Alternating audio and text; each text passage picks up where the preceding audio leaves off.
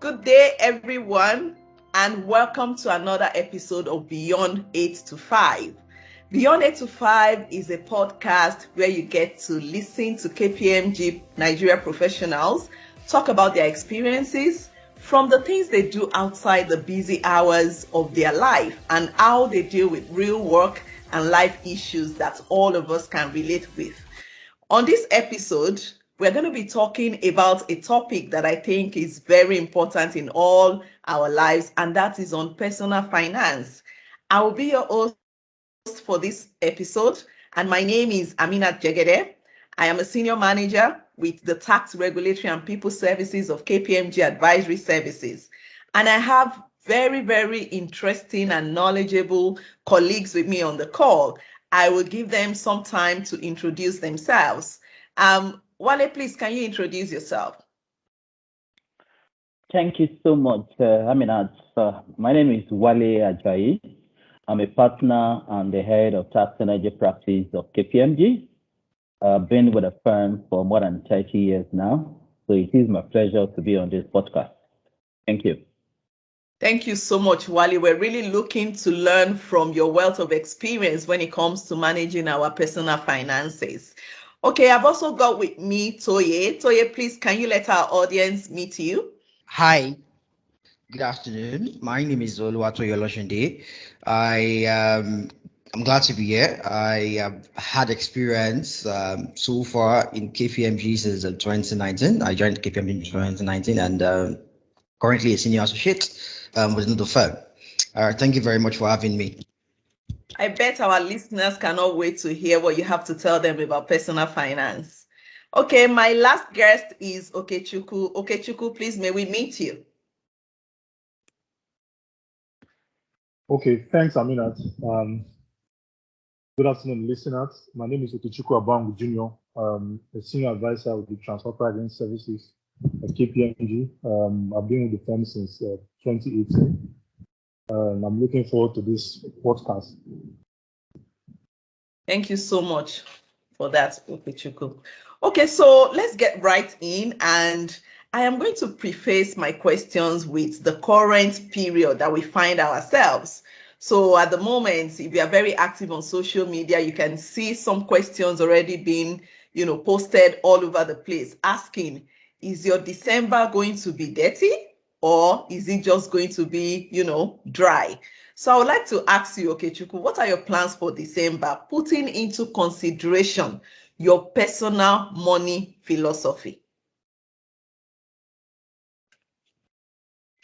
Well, I'm I'm a boring guy, so I don't usually hang out much during the Xmas. So it's going to be mostly indoors.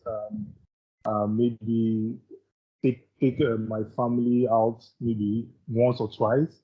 And my personal money philosophy,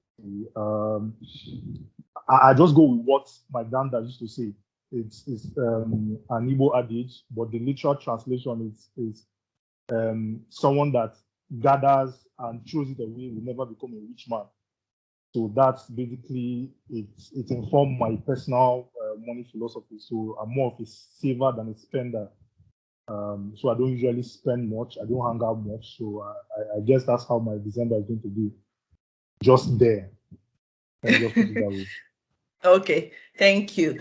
Okay, Wale, I would like to come to you now. And my question for you is, December is a period where most people expect gifts from, their loved ones. There are a lot of parties being hosted, and there are going to be a lot of activities, whiskey, concerts, and the like. So during December, what are your thoughts on how to, ensure that we do not lose track of our personal finance goals? Because December is really when you're reaching the end of the year. You may have been saving from the beginning, and then all of a sudden you see all sorts of things that are looking to take away money from you.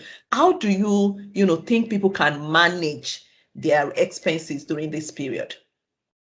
Thank you, Aminat. Well, like they say, December is dirty December, and that is the time you get to spend money. It's about spending and spending and spending. And of course, people realize that, you're going to spend. And so there are all sorts of promotions that people do, to try and entice people to part with the money. I think the way I approach it, the way I will expect people to approach it is the first thing, right? That do they actually need the thing they want to buy, right? Like they say, I will be wrong belly, right? So you got to be very careful that do you really need it, right? Because all sorts of discounts, buy one, get one free, and people are easily lured into parting with the money, right? So buy one, get one at a price, half a price, right? So you need to ask yourself, do you really need it? I mean, there are things that are bought, and when I look back and I'm asking myself, why did I actually buy this thing? So the first thing you need to ask yourself is that, is this something that you really need? Then the second thing that you need to do is to ask yourself whether it is within your budget. And that is why it's very important. You talk about a goal. Your goal should guide you as to what you need to do, right? I know that so a lot of people have goals, but like I always say to people, if you have a goal without a plan, that's just a wish. You really need to have a goal, and so you need to ask yourself that thing that you need to buy or you need to spend money on in December, is it within your budget? How does it fit into your budget?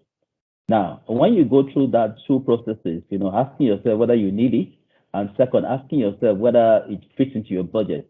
I mean, there are times that, yes, you want to be disciplined, but you still have to be flexible.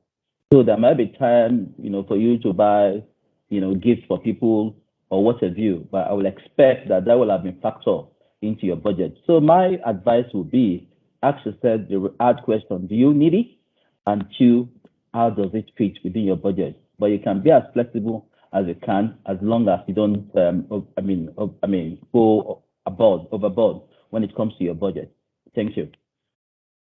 Okay, Wale, thank you so much. And I think from where I sit, I can attest to the fact that yes, in December, I spend more than other months of the year. But one of the things I put into place is I have a budget for December.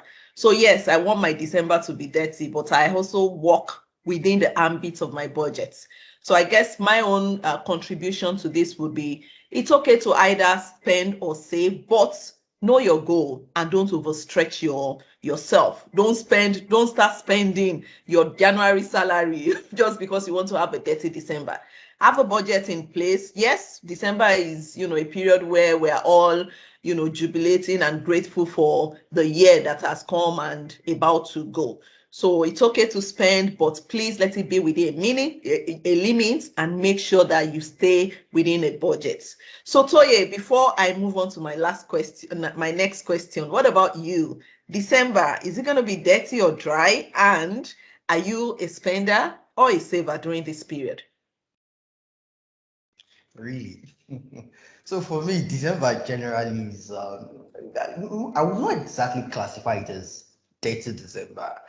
Some parts for me is usually, clean, if I could put it that way. So, but one thing I always ensure to do is spend time with my family. I usually want to travel back home, and that usually gobs up the most of my expense during that period. Spend time with my family, or either go vacationing. So I mean, for this year, I actually planned as early as February to actually perhaps travel out. And for men, currently the exchange rate is really looking scary. So I mean, I had to shelve that. I mean, because I looked at my budget and said, man, if I had to do this was going to come at such at a cost and a strain on my finances. So I just have to put that aside. I'm okay with going back home, spending time with my family instead of vacationing and then eating into my next year's salary, trying to pay that. So that is where I stand at the moment. But my philosophy on on spending. Well, I'm not a spender like I said earlier, but I'm big on gadgets. Yes, I'm big on gadgets. I love to buy my gadget. I love to have my gadgets. I like them. I like them taking. So I mean that is what I spend my money on. But any other thing, well, I'm very conservative. I do not spend so much in that regards. And anytime I spend, I always ensure that it is within my budget. If I cannot pay my salary or my earnings from investments, I rather not do it. Rather than going to borrow money. So that is my philosophy. Thank you so much, Toye, for sharing. And I like that, you have trying, or you've taken us into the realm of investments. So I think it would be a good time to actually ask you, what are your thoughts on the different types of investments that people can, invest in during this period? Now, I'm saying this because, as you are aware, sometimes last month, it appears that there were some investment company that, actually ran away with people's money. So right now, a lot of people are really scared about what else can I invest in. If I put my money in agri funds, chances are they may fold up. So you as a person, what are you currently investing in, and what would you advise our listeners to, do in that regard? All right, so I think that in terms of investments, I think that people usually need to be very careful when they make the investment decisions. So like I tell people, I know this guy is my friend. That is not investment. So I know people doing it. It is not investment. So for me, I like to play safe with investment. Actually, if I see anything that is perhaps maybe giving my experience in investment banking before joining KPMG, I usually want to do a due diligence. I'm saying, okay, there's an expectation I have. Let me put that an expectation. So if somebody is telling me that bring your money, put 50,000 in 2 weeks, you are going to get 100,000.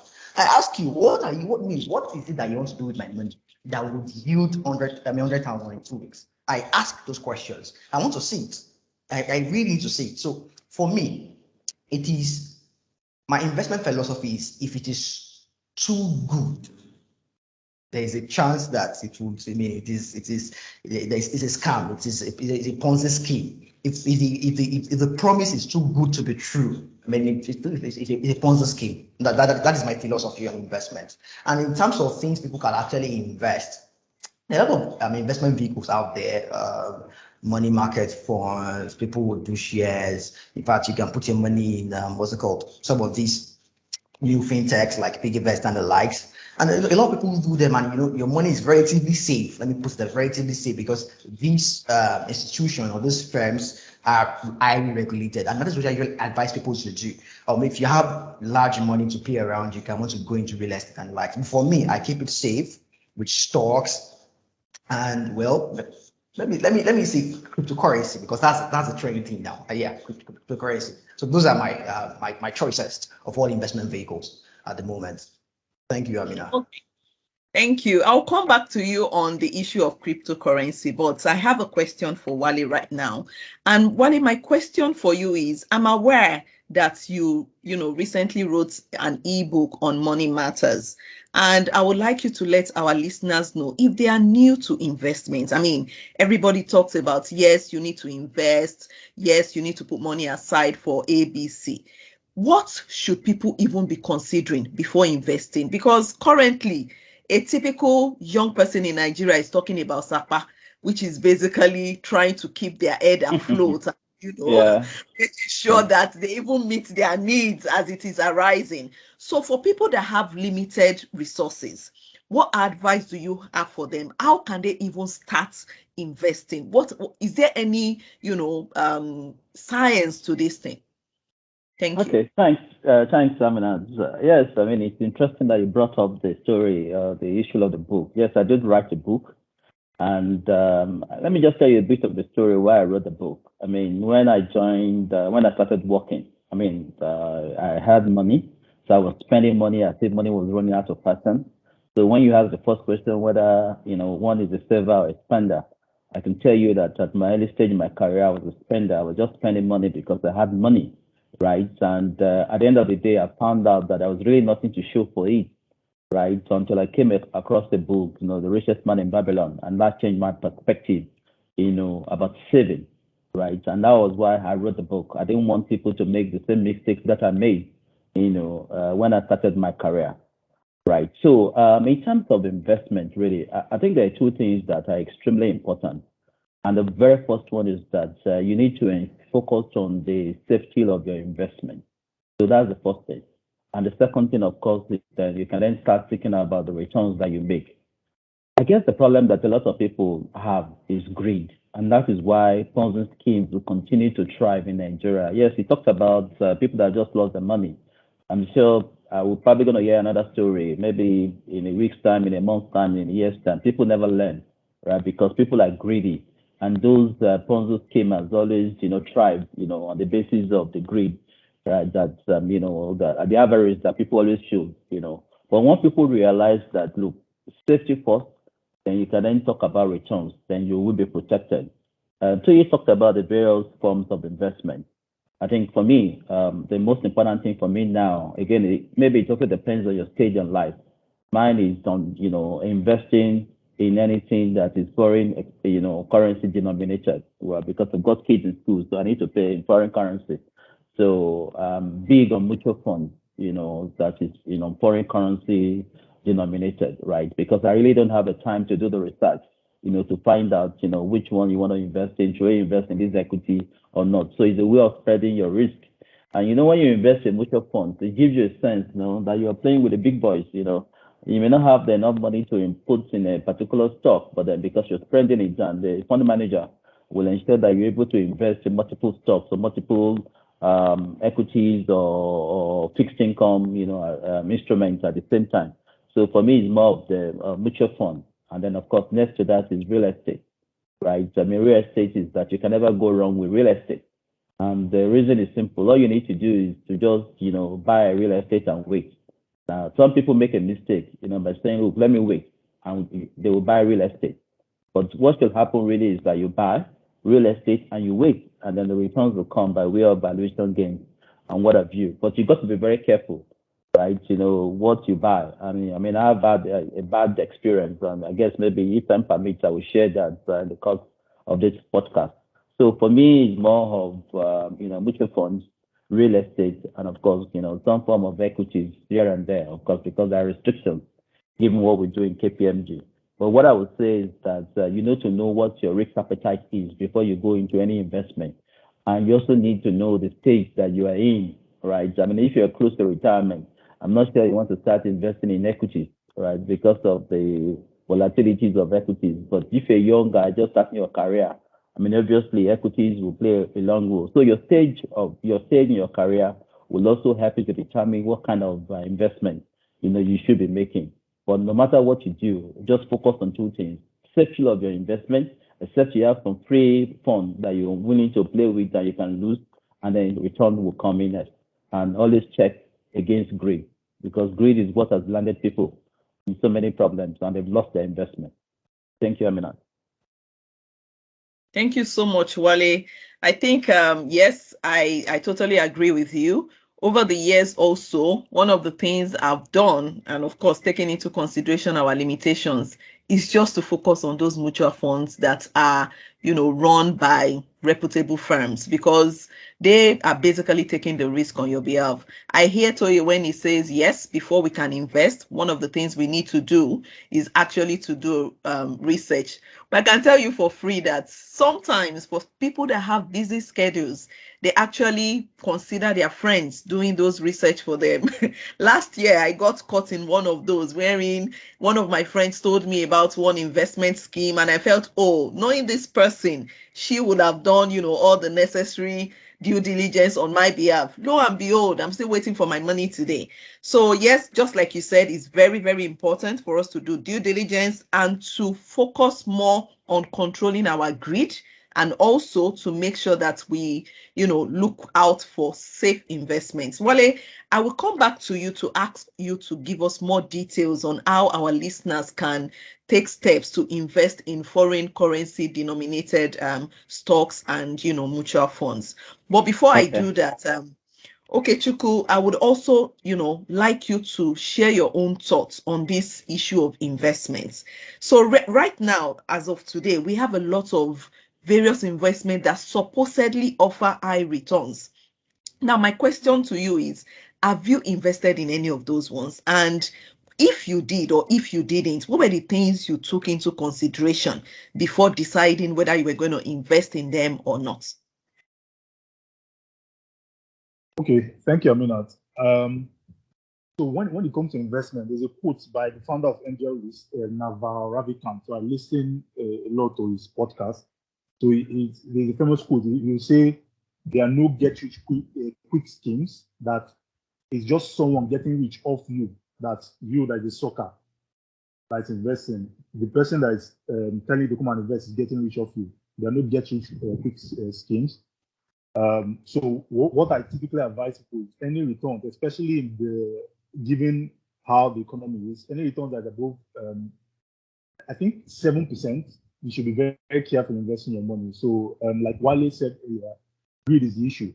I don't see why someone will promise you 30% or 40% returns and you're investing 2 million, 3 million. I had a childhood friend that set up one company, I think Bellingham Fort, and this guy grew up in, became an unsavory character, and I saw him invest in his company. And lo and behold, I saw a message on Facebook the other day saying that the whole thing had crashed, and this guy was offering 30 to 40%. So for me, I think just like Wale said, safety is the most important thing. Whatever investment you're doing, if anyone is coming to say, "Oh, I have 30% returns," I mean, don't even fall for it. Anything above 7%, you should do your research very well. And then secondly, for me, I think what does it for me is the little I've invested. I use two vehicles. One is PiggyVest. Then the other one is I have friends at CHD, that's Chapel Hill, that help me invest in their mutual funds. So that's basically what I do. So for me, whatever I put there is safe. Even if it's 3% or 5% or 7%, I don't care. So long as my capital is safe, I think that does it for me. Thank you. Okay, thank you, Okechukwu. I think to some extent you already tried to answer some of my questions to Wale, and that was basically to ask him that what vehicles is he using, for this investment that he's talking about. You mentioned two already, Wale. In case you're not using any of those ones, could you please just share with our listeners the vehicles that you're using for your own investment means? Okay, thank you, Aminat. I think the very first thing that people need to do, because really, I mean, if you have time, yes, you can do all your research yourself, but really don't have that much time and you don't have the experience. So what I do is to identify a wealth manager, a financial, analyst, right, that would advise you on the various forms of investments that are available. And the reason is simple, really. I mean, now you don't want to tie your money in naira, so you want to start earning in foreign currency. So they would advise you on what kind of funds you can put your money in, whether it's going to be a mutual fund or it's going to be a bond issued by international companies or it's going to be by government, right? And obviously, I mean, it's just a sort of a mutual fund, right, where you invest your money in, and they will tell you, at what point you can go in, at what point you can, you can exit. And of course, if you want to keep it, I mean, depending on your risk appetite, I mean, they would have done some sort of risk assessment, just to get a sense of, the kind of risk, I mean, whether the kind of your risk rating. But that is very important. There are some people that really are focused on growing revenue and income. And there are some people that are just interested in capital appreciation.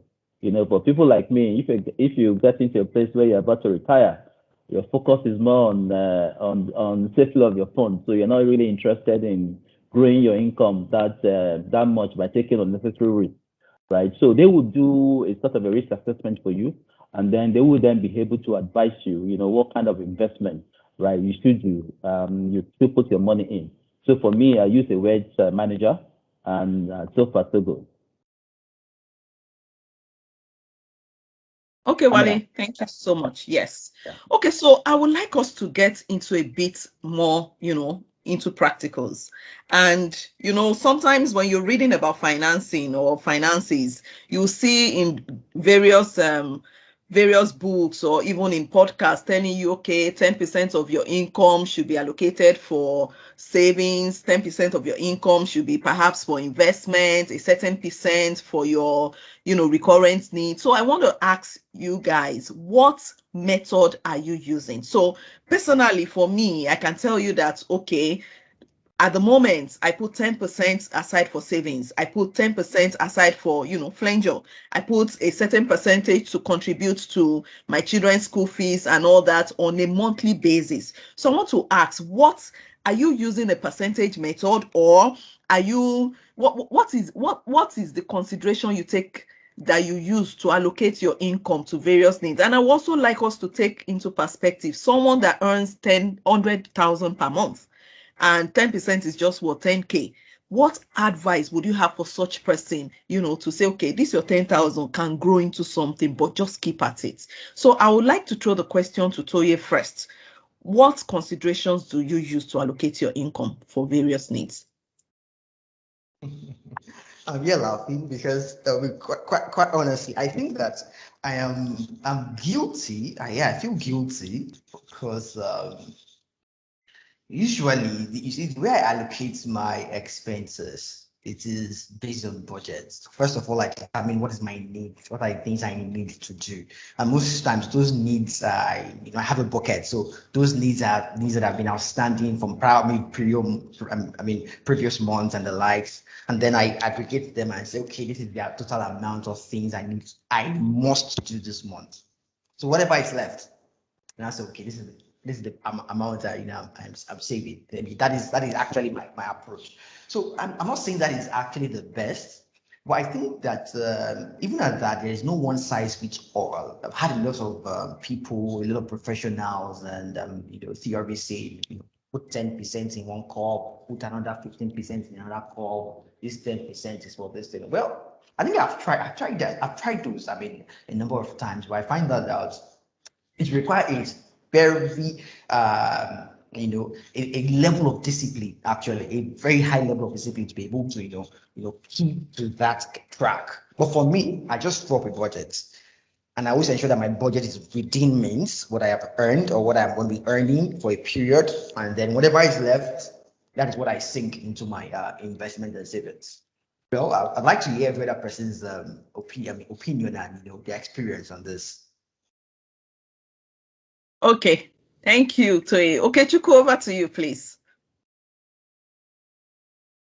Okay. So what I do is I allocate funds from my salary monthly for my rent.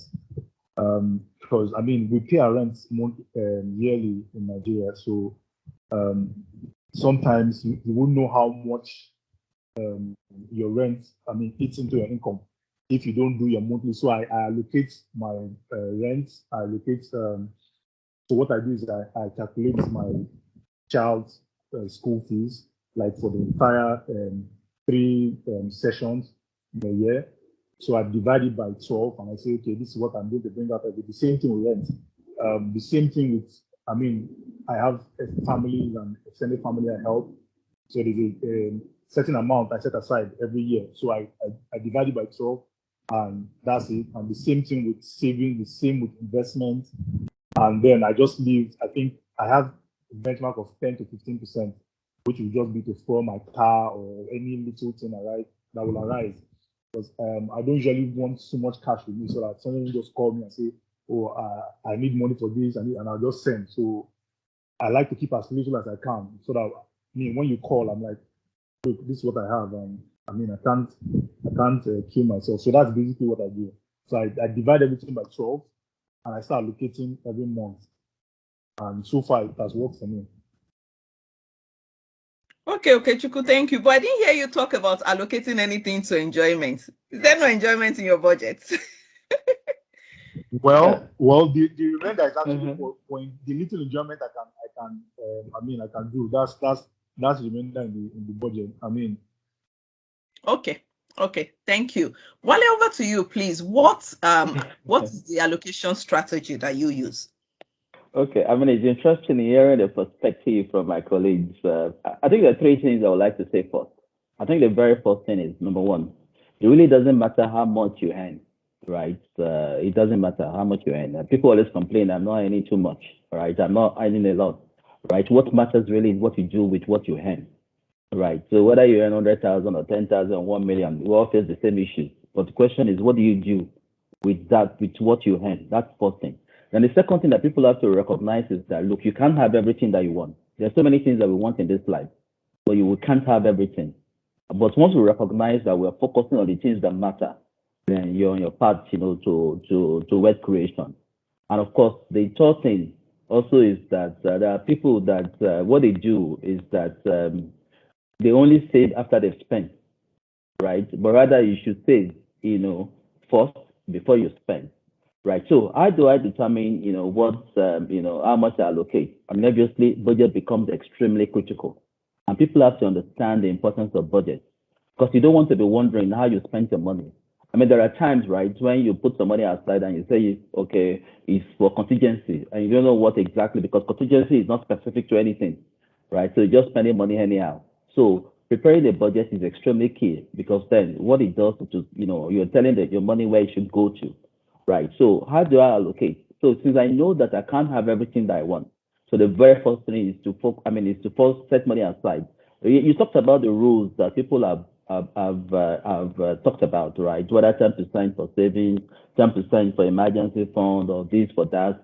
I mean, those are rules of the term just to guide people, right? But at the end of the day, the question, what we're talking about is about personal finance. So you need to ask yourself what will work best for you. But one thing that is critical is that you need to put money aside, right? You cannot save after you spend. You need to save first before you spend. So the way I look at it first is investment is the first thing. So you're putting money aside for investment, right? And I try as much as possible, to try and set aside, about 20% of my income, especially given the fact that, you have to anticipate what is going to happen when you're I mean, it's not just focusing about today. You're focusing on what's going to happen tomorrow, especially when your kids are going to go to universities, where expenses are going to become much more, much, I mean, it's going to be higher than what you're currently spending. You're going to anticipate emergency that may happen. So you need to set money aside. And then you can then play within the 80% that you have. But that 80%, there has to be enjoyment because you also need to give yourself trade, right? You're working, right? So you're just not working, to set money aside. You also need to enjoy. But you must do that within the 80%, that you have, right? So that is what I use. And that is what, I've worked for me. Like I said, it wasn't like this before. I was just spending and spending, until my eyes open. And then realized, how to allocate, my money.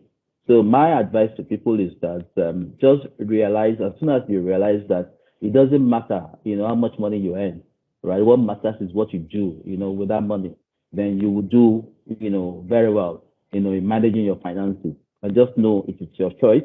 It's personal finance, right? You can be guided by what people are doing. At the end of the day, you need to ask yourself what works best, for you.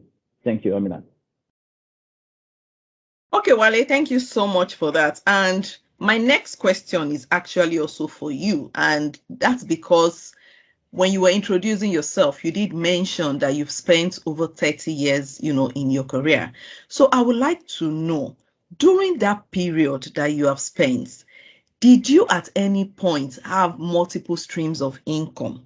Now, the reason why I'm asking is because I would like to, have an insight into whether currently, as we have it, can professionals, people like us, can we thrive financially on only our salary? Because if you listen to young people talking nowadays, everybody is talking about, oh, I need a side hustle. My money from my career is not enough. I can tell you for free that I am one of those people that have a side hustle. I'm pretty sure you are aware of that because Yeah. I basically use my salary to take care of. I don't want to use the term important things. So, but when I need to spend on the side, if you get what I mean. So basically, my side also, I see it as a form of investment, but I also use it as a way of feeding what will my poisons. So I want to hear from you. Do you think that as a professional or as a 9 to 5er, you can thrive financially only on salary? I want to believe that you would have insight into that based on your years of experience.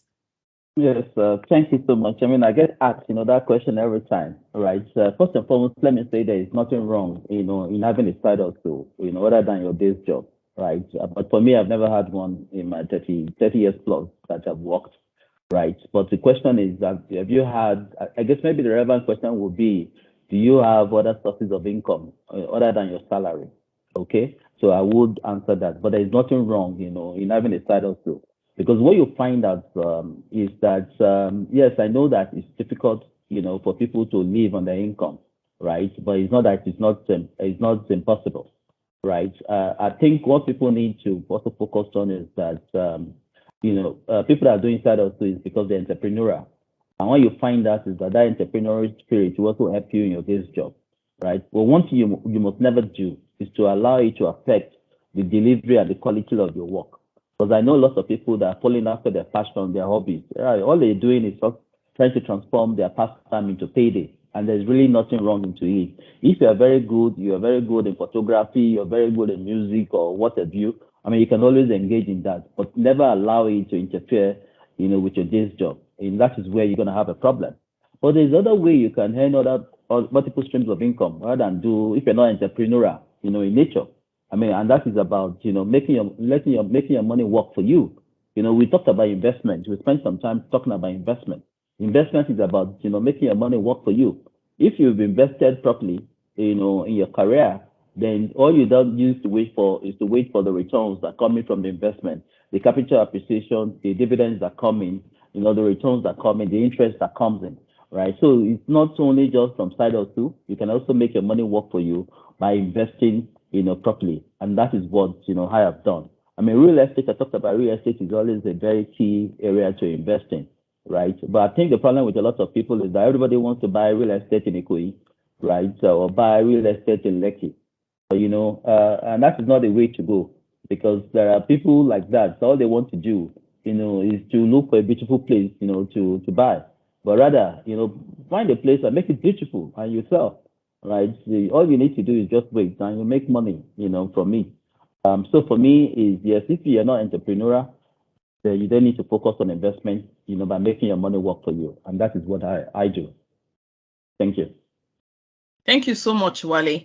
Toye, I'm going to come to you next. And that's basically to say that a lot of people these days, after they receive their salary, in fact, some people will even tell you before the salary comes in that they're already broke. So your salary is coming, they're telling you the account is basically a transit account. It comes in and it goes out. So I would like to know, over the years when you were working, have you ever had instances where you went broke immediately you got paid? If yes, how did you manage it and how did you ensure that, it did not occur again? I can tell you for free that, like I mentioned at the beginning, I try to budget. So I know how much I earn, I know what my expenses are, and I try to put my expenses in check. So as much as possible, I can say it has never happened to me. Let me just be frank with you. But may I ask if it's something you've experienced, and if it hasn't, what do you do to ensure that it doesn't happen to you? Well, this is a very interesting question, because it's something that I've experienced real so well, living from paycheck to paycheck, and So I think that for me, my experience during those periods, what has happened? I mean, what usually happens is that, like I said earlier, I'm very big on gadgets, and so I just see a gadget I like, and I'm like, okay, I tell the vendor, you see, by the end of this month, I'm coming to pick this gadget. And so I commit myself to that gadget. So the moment there's an inflow into my account, it's already flowing out that same day, that same moment it came in. And then I have to start living off, friends, start living off friends, call my friends, say, guy, how far now? What happened? And this will happen. So I think that, first of all, recognize that is not even the best way to live. Is a way out. That is not the best way to live, because you discover that you call friend A today, have reasoning urgent 2K, and everybody's asking, but you are receiving salary now. If your salary is, in fact, you'll be surprised that your salary might be even more than that of your friend you are calling to, reason you urgent 2K and the likes. And then you find out that it becomes an embarrassing moment, and then you are not able to, go back, because you have to service debt again. When your next salary comes in, you have to service the debt, maybe with interest sometimes. So first of all, is recognize that that's not even the best way to live.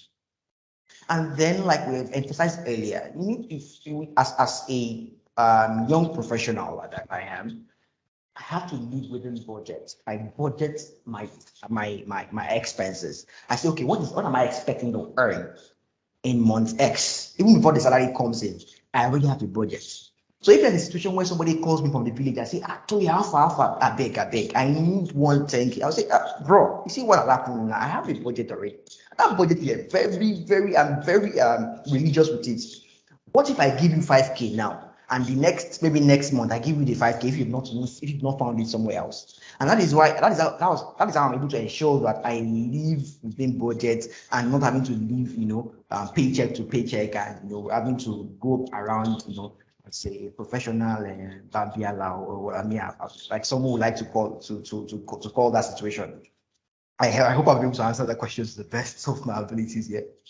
I think Wale Yes, you have, and I will call on Wale, but I just wanted to chip in something that there's something going on around on social media, and what they're saying is that for men, if you are meeting your expenses, as in you are paying your children's school fees, you're buying what you need, you're not broke, oh. You're basically just like I you agree said, with you. living from paycheck to paycheck. I mean, broke, meaning it's not about buying gadget. There is no money anywhere. But let me hear from Wale, Yeah. if he has ever experienced it and how he managed that experience. Well, even when I was talking about my early career days, right? I've never been in that experience where I was living from paycheck to paycheck, right? I mean, yes, I was spending, I wasn't saving, but I was spending within my limits, and this is where discipline comes in, right? People have to be disciplined. You know how much you are earning, right? I mean, for accountants, you have to be conservative about your income, right? That's what we always do. So even if you earn this much, you reduce it a bit. So that is what you spend. But I think the challenge or the problem that a lot of people face is because number one, they're not tracking their expenses, right? And where they are tracking, the expenses, they always say to themselves, well, it's just a little amount here, a little amount there. So I can spend 5 naira here, I can spend 100 naira there, you can spend 200 naira there. And that's the problem. People have to be beware of those little expenses because there is nothing, like little expenses. We all have to remember that it was a little rock that sank the Titanic. So the same way, a small leak, can cause a lot of damage, to people's personal finances. So people have to be very careful, right? And they need to track and monitor their expenses so that they're not living from paycheck to paycheck. And this is where also discipline comes in. When Terry was talking about gadgets and gadgets and gadgets, and it's very tempting. I mean, I can tell you, there are things that, they advertise, in terms of electronic gadgets, and I've seen and I bought. I've got a lot of gadgets in my house today, right? That I can, if you ask me, I can't explain why I bought them, right? They just don't, yes, they look appealing at that point in time. And, it's something I wanted. I mean, just 2 months ago, or no, 3 or 4 months ago, I bought a remarkable tablet. It's a tablet, right? Similar to an iPad, but it feels like if you're writing on paper, right? And the idea makes sense, right? And it was when after I bought it, and I've not been able to use it for the past 4 months or thereabout, because I said, look, I have my iPad. What am I going to do with it? But I wasn't thinking about that. So again, this is where discipline comes in, right? But I'm able to do that. I mean, I could be able to do that, because I've already factored in some contingencies also into my budget. Because I know there are certain things, right? I need to satisfy myself. I need to give myself treats if I want something, but it has to be done within that constraint, that budget, right? And so that is why it's very important that everyone is disciplined. That is what is required. If you're not disciplined, then you're going to find yourself, in trouble. Aminat. Thank you, Wale. And I totally agree with you. Discipline is very key when it comes to, personal finance and, tracking your expenses. I'm very glad that you broached the topic of tracking expenses because it's something I would also like us to talk about. So we're currently in a situation in Nigeria where our costs are rising at an astronomical rate. I mean, I cannot even go into the details of what happens when one goes to the supermarket these days. So I want to ask each of you, and I will start with Okechukwu.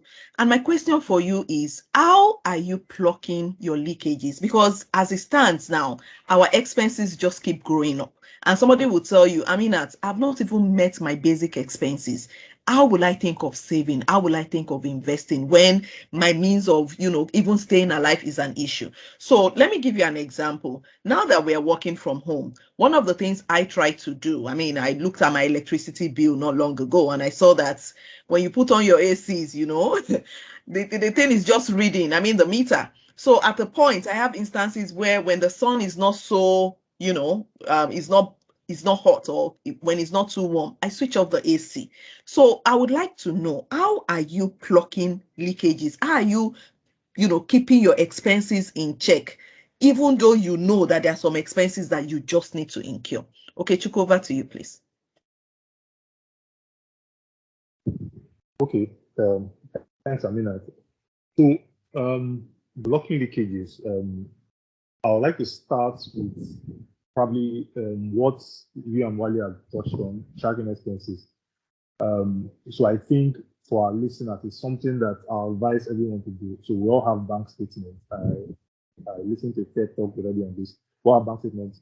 You can just download your past 6 months or years worth of bank statements and go through, and you'll be shocked at what is eating your money. And it will also help you make adjustments. So coming back to the question, so like you said, there are some expenses, especially when you have a family that you're required to make, like groceries and supplies for the house. I mean, those ones you can't make it. I mean, you can't say you're cutting down on food, or people have to eat.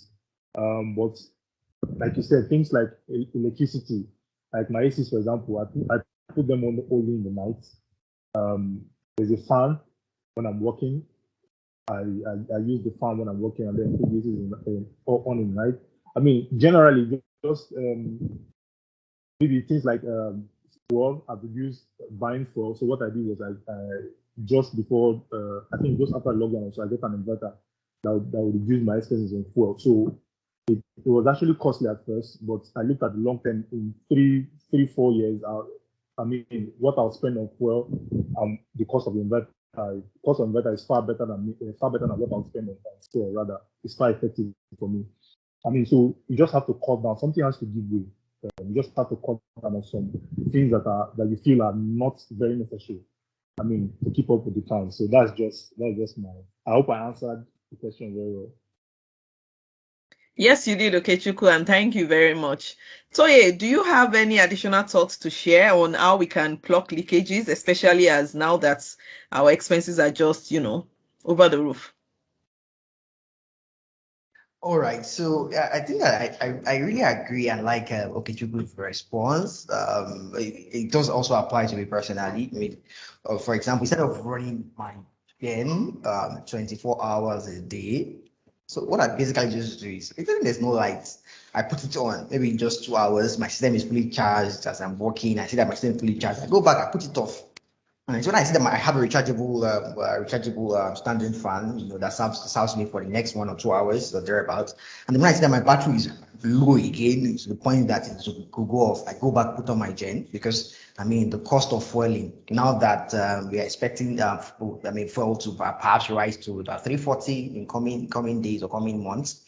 So those are practical ways in which I try to plug, my expenses, my expense leakages. So for me, nothing. It really is not a big. There's no dictionary. What's it called? Description on how to plug that. It's just you recognizing that these things are not essential. These are the things that are taking your money out. Taking your money out, and then you say, okay, this one can wait. This can wait, and this one is now. It has to be done. And so that is how I go around, doing so. Okay, so if I hear you correctly, you are also saying that, one, we should keep tracking our expenses, and then we should be able to allocate our funds into what really matters and what can wait. Basically, prioritizing our expenses and making sure that we only focus on the things that are important before, spending the rest. Okay. Yes, so Okay. So I can see. Yes, I can see that you're itching to talk. But before you go ahead, I would like to add something else for you. And I heard you when you were talking about how you've allocated your resources. But I also thought to mention that I have heard in some quarters that some people, in a bid to invest, actually take loans to invest on the assumption that, okay, if I get this money at this rate from the bank, and I invest it in this particular stock or whatever it is they want to invest in, they are going to take that spread. What are your thoughts on that? Do you think that you as a person, have you considered taking a loan for that purpose? That's one. The second one is, would you even consider taking a loan? If yes, what for? Okay, Chukwu, over to Okay. you, please. Okay. Yeah. Thanks, Aminat. So I don't know. I should just What I wanted to say is concerning we talked about being broke at the end of the month. Just before I answer the question, what our advice? It has never happened to me. What our advice is this? I mean, some months you might have little left after your expenses, but if it becomes a pattern, if it repeats itself over the course of say 1, 2, 3, 4 months, I mean, something has to give way. You need to look at what is going out. You need to look at how to make adjustments. So that's just what I want to add on that. Then concerning borrowing to invest, so I'm a bit old-fashioned. So I think like the adage, like say like there's a pigeon adage and a person will chop the phone, like invest. So I mean, if you don't have enough to invest, you don't have, I mean, your expenses are higher or even fall to your income. There's no point investing. I mean, get your head above water first of all, or you get an additional income. That's the logical thing to do. I mean, even the billionaires that borrow to invest, they hedge it on their stocks, like the Elon Musk and the serial one is Larry Ellison. He'll borrow money on his stocks and invest it. So they don't take loans when you don't have a good collateral. You're taking loans on your salary and you're investing it to get how much returns you want to get. I mean, considering the risks. So that's just on the one hand. Then on the other hand, talking about taking a loan, yeah, I think I'll take a loan on two instances. The first one would be educational pursuits or advancement. I mean, if say I want to do maybe I want a doctorate degree, I have a master's already, I want a doctorate degree or something like that. I can take a loan to say, okay, look, I want to get this. Then the second one is I can take a loan for maybe a car or household appliances. Because I learned that from one of my elder cousins. So it's better. Most people say, oh, I don't have money for a direct Belgium car. I'll go for a Nigerian used car. But at the end of the day, you spend more on the maintenance, and I mean, it stresses the hell out of you. So it's better. I mean, if you have, say, you want to get something, you have 1.2 and it's 1.8, it's better you go for a direct Belgium car, get a loan for direct Belgium car, pay it off within a certain period, and then have the rest of mind. Same with household appliances.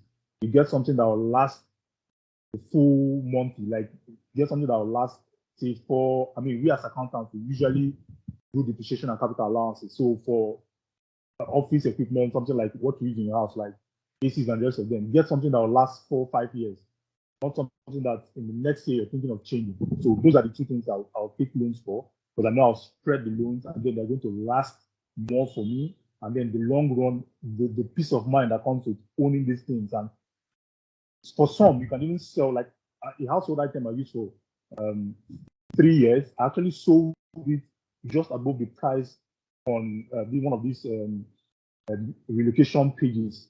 I sold it for slightly higher than what I bought it because it had gone ×2, but it was still in good condition. So those are the two things I'll actually loan. Apart from that, I don't think I'll take a loan for investment or any other thing, even to flex. I don't think I'll advise anyone to do that. Thank you. Okay, Chukwu, thank you so much. Wale, I would like to come to you now, and that's to, hinge on your initial discussion when you talked about real estate being one of the very lucrative forms of investments. And from where I sit, I know that real estate is not easy to come by. So I would like to ask, would you advise, our listeners to consider taking a loan in a bid to invest in real estate? And if yes, what are the things that they need to put in place? So yes, I'm aware that typically if you want to take a loan to buy a house, you need to at least have a certain percentage as equity. What if the person does not have the equity? Because from all quarters, everybody is saying real estate is the way to go. But when you look at an average real estate price, you're talking about millions of naira. So for people who want to start early, what advice would you give them on how to proceed? Yes, thanks, Aminat. Right. I think the problem with a lot of people is that people expect that if they want to go into real estate, right, they need to have the money by themselves, right? So they need to increase their income. So once they increase their income, then they will be able to buy the house of their dream.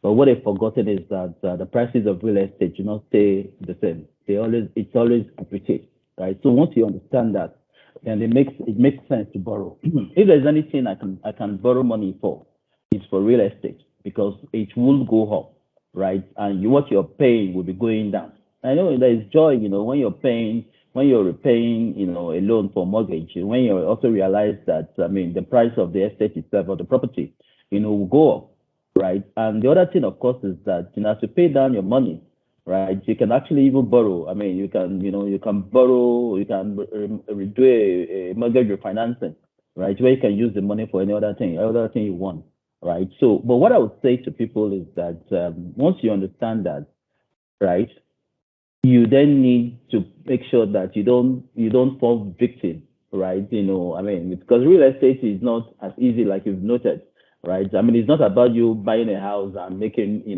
deriving rental income because people don't pay their rent. So I'm really speaking, the way the value comes from is from the revaluation gain that you get when you eventually sell, the property. But if you're going to go into real estate, right? Yes, people say they don't have the money, right? But what you find out is that there's so many banks now these days that are willing to give equity contribution, right? To people that are willing to buy. You probably don't need more than 20 to 30% in some cases, to put down, right? But don't be focused on or fixated, on where, right? Rome was not built in a day. Don't say I want to look for a house in Ikoyi or look for a house in Lekki. Now look for a place where you can actually afford or you can raise equity to buy. Now, the fact of life is that, as long as you know that developments, in that place are going to come. Because what happens is that when infrastructure is provided in an area, the price goes up. I know people that will derive, I remember 15 years ago or 20 years ago, yeah, nobody would live in VGC. I remember then I wouldn't move to VGC because I felt VGC was too far. And by the time, I woke up to the idea that, okay, yes, it would be nice to buy, the price has gone up. Right now, VGC, nobody considers VGC as very far anymore. Ekpe is where people are moving to, right? And again, the same story that happened, right? To Ekpe it's already happening anyway. The prices of property in Ekpe, they've gone up. So what I would say to people is that, look, a real estate is perhaps, one way of getting into financial breakthrough, but you've got to do proper due diligence, right? A lot of people have bought property, from Monile and they've lost their money, right? Because they don't want to pay estate agents or property agents, to help them look and do proper research, whether the title to the property is good or not. Now, for you to be able to make money, you must be ready to part with money. So my first thing would be engage someone that is an expert, an estate agent that will help you look for a real place that you can actually get more value from, right? And then and they can also advise you whether the title is genuine, or not. And then you just wait. That is what it is to take, real estate. Real estate is about waiting. You wait and then you sell, but people are waiting, to buy real estate. But rather, I would say to you, buy real estate and then wait, right? So that is what I would say, to people. You can't go wrong really with real estate, but you just got to be very careful so that you don't get your fingers burnt. Thank you so much, Wale. And I can tell you for free that you see that real estate and getting your fingers burnt, it's the real deal. A lot of people that I know have, got caught up in that. So, guys, it's very important that you do your due diligence and make sure that you deal with Can I quickly say something? Yes, can I quickly say please. something? I told you about a story that I will come back later, right? So, yes. In 1999 or thereabouts, yes, I bought the property from Lagos State government, right, for 16 million. It's a 5-bed, right, in Lekki, right. At first, buying from the government, was as safe as any investment could be, right. I remember some of my friends then. I said, "Oh, let's go and buy this property." They said, with government, how do we know that they're going to deliver? Anyway, to cut a long story short, after 3 years, they did not only fail to deliver, right, but they did not even refund our money, right? And I've taken a loan, right, to buy the property. Here was I paying mortgage and there was no property.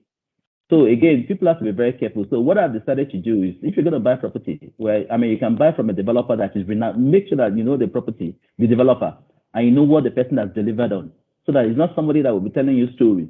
tomorrow or that tomorrow. So what I would say to people is that make sure you do proper due diligence about developer. If you are going to buy a property that is already developed, if you're buying land also, please engage estate agent and ensure that you spend money to conduct proper search so that you don't get your fingers burned.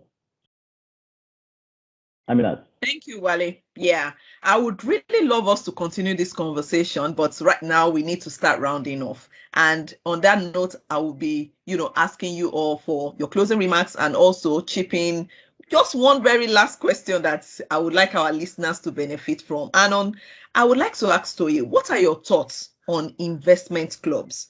Because, another thing that is really paramount or really that is common during this time is for people who do not have the means to maybe buy one real estate by themselves. They come together, they put together funds, and people are using investment clubs. Can you just quickly, share your thoughts on investment clubs, Toye? All right, thank you very much, Aminat. So I think the idea of like investment clubs is a very great one because essentially what is the basis for most of the mutual funds you see? It is pulling together of retail and institutional funds from various people. They pull it together, they pull the resources together, and then they invest it. It's just a vehicle to invest people's money. So that's essentially what they do.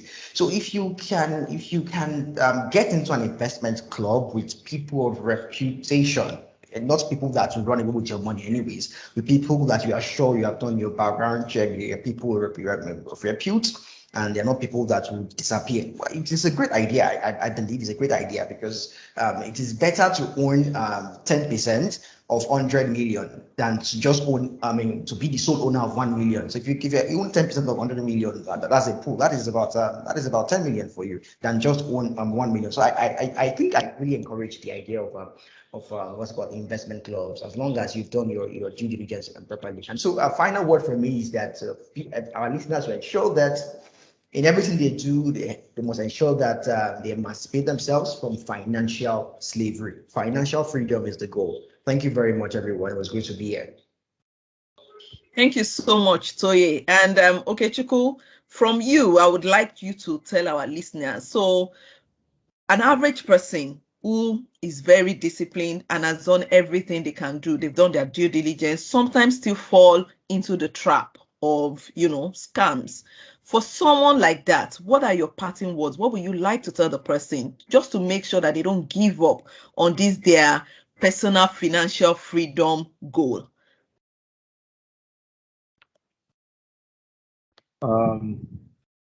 Okay, I would say that there's this comment from someone I follow on Twitter. It's very popular. They say, "This is Nigeria. Anything you see, you just have to take it like that." I mean, just as Wale said, it also happened to him. It happens to the best of us. So I would just say, just count your losses and move on, and make sure you learn from that experience. Just as Wale has also said, make sure you speak to reputable property managers or developers. I think that's the way to go. And I also want. I also want to add something to what Toye had said concerning investment club. So I've heard of those things happening with Nigerians in diaspora. They do it very well, but just like I said earlier, whatever you see in this country, you just have to take it like that. There are a lot of unsavory characters, and we all know that our law enforcement, they're not very impartial as it were. So one has to be very careful with those things in this country. And I don't know, my parting words would be try and be financially disciplined. I know Aminat talked about, you asked me the other time about enjoyment. So for me, I think enjoyment is also relative. Someone takes an Uber, he probably doesn't have a car, he takes an Uber and he goes to a hotspot in Lekki and he hangs out and he buys what's it called, Dom Perignon or whatever drink he buys, and he comes back home and but that's his own form of enjoyment. Well, probably someone like a professional like us, we might not go out that much, but you have your own car, you It's convenient for you to go to wherever you want to go to. You have your DSTV dual view. You can sit down in your house. You don't have to go to a sports bar and drink. Sit down in your house, watch your favorite football match. I mean, that's also enjoyment. I mean, it's relative, just like that. It's also enjoyment. You don't necessarily have to go to a 5-star restaurant, or I mean, just like that. So I just want to add that. The final thing I would say is invest in real estate. So I think listening to Wale, I just had a eureka moment. I think real estate is probably the way to go. Thank you. All right, thank you so much, Okechukwu.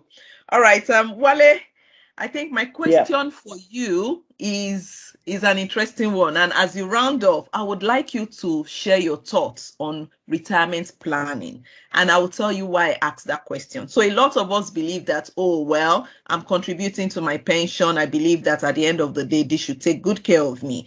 In addition to that, a lot of us also think, yes, I'm investing. So I want to ask you, our pension and also whatever we may be getting from our investment, is that sufficient for retirement planning? Or are there other things that young people need to be taking into consideration as they approach, retirement?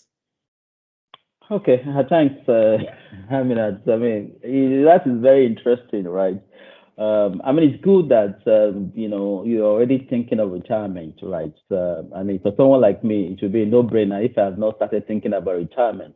I think the problem that a lot of people have is that they don't think about retirement. They don't think there's a need for them to plan for retirement, right? And retirement is not just something that just shows up on you, right? So, I mean, if you want to live, a comfortable, fulfilling retirement life, right, then you need to plan for it. A lot of people just don't plan. So for young people, yes, you need to plan, and part of that planning is the pension fund, right? Your retirement savings account that you have. But the question you need to ask yourself is, number one, would that be sufficient? Will the money in the fund be sufficient, to provide you with a comfortable retirement when you retire, right? So if you don't do an analysis of how much, you would have, by the time you retire, and how much you will need in retirement, because remember, in retirement, you're not earning any income, rather you're spending. So you need to do a simulation, a sort of an analysis, to ask yourself whether the money that you already have, or the way it is you are putting the money into your fund, will grow to provide you, with sufficient funds in retirement, right? So that is very important that you do that. The number two also is that you also need to start thinking about, whatever debt that you have, right? Because in retirement, again, there is no income. So you need to find a way that while you're still working, like they say, the time you're working is the time of feast. The time of retirement is the time of famine, because there's no income. So you then need to find out, make sure that you pay all your debts, right, before you get onto retirement. But I think the best thing really is to do is to plan, right? You need to ask yourself, what kind of life do you want to live? I'm sure we've heard stories about people that are 20, 30, saying they've retired. And you kind of wonder, how did they do it? They did it because they planned for it. So if they could plan for it, why can't we plan for it? Well, because we're not thinking. So my advice to young people is that as soon as you start work, even if you've not started, that is when you start planning for retirement. It doesn't matter how young you are, right? I mean, you don't have to wait until you're 50 before you start planning for retirement. As soon as you start working, and if you have not started now, then from what you've heard, you should start doing that now, thinking about, how your future will look like and what will you be doing in retirement. Because the fact of life is that, when people think about retirement, they think they're retiring from life. But that is not it, right? You just don't simply retire from something, right? You must have something that you must retire to. So you must have something that will keep you busy, that will keep you engaged. So that is what I would say to people in terms of retirement. But in terms of my passing word, just to quickly add is that I would say to people that if you want to achieve financial breakthrough, right, the focus should not be on making money, but what you should be focusing on is how to keep the money that you make. So many people are making money, they're not able, to keep it. And so it's very important that we're able to take control of our finances right today, so that you won't be a victim of it tomorrow. So thank you so much, Aminat, and it's been an interesting session. Wow. I bet our audience can see the reason why I wanted Wale to be the last guest to speak. His comments on retirement and also the nuggets on real estate investments has given a lot of us some light bulb moments. It was also fun hearing Okechukwu's thoughts about having fun in Lagos. And also, I was really excited to hear that, we have in our midst today someone that has actually had a career in investment banking. I think for me, this session has been phenomenal. I have learned a lot. It's been an insightful one, and we would have loved to continue, but we really need to bring this to a close.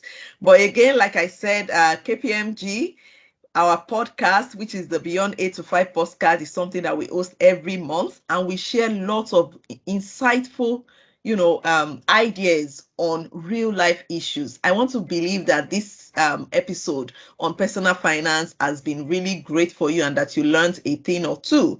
We look forward to hosting you again sometimes next month.